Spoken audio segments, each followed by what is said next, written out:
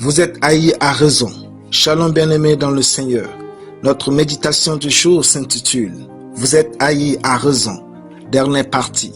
Nous tirons notre texte en 1 Samuel 18 verset 29 qui nous dit ceci. Saül craignit de plus en plus David et il fit toute sa vie son ennemi. Alléluia.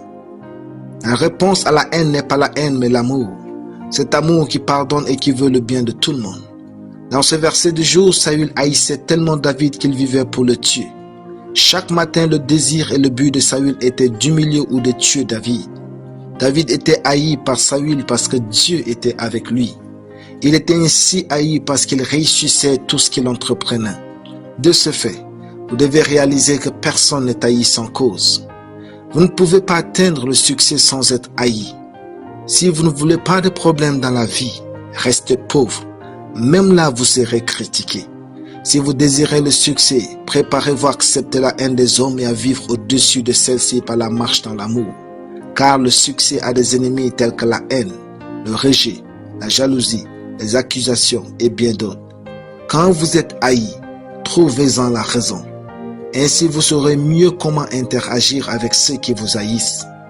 L'amour, c'est parfois comprendre les autres et accepter leurs faiblesses, tout en leur faisant du bien du mieux que l'on peut. David n'était donc pas haï sans raison par Saül. En effet, David était l'image que la royauté quittait Saül.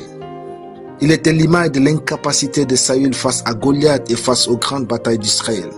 David était aussi le futur glorieux d'Israël.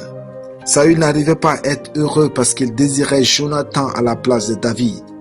Pourtant, c'est Dieu qui choisit et se fait des hommes selon sa volonté. L'Écriture dit, Saül voyant qu'il réussissait toujours avait peur de lui. 1 Samuel 18, 15. Certaines personnes vous détestent parce qu'elles ont simplement peur de vous.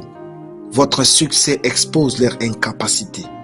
Voyez-vous, la nature humaine est parfois drôle quand vous l'étudiez et comprenez ses fonctionnements.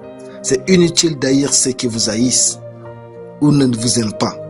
Ils ont d'ailleurs besoin d'aide pour atteindre le bonheur. Ne cherchez donc pas à vous venger de la haine. Cherchez à vivre dans l'amour, le pardon et les voies de Dieu pour vous. L'amour a toujours triomphé, même là où la haine a régné des années. Aimez les autres et ne haïssez jamais. Alléluia. Prions. Je déclare que je marche dans l'amour, le pardon et la sagesse, loin au-dessus de la haine au nom de Jésus. Amen.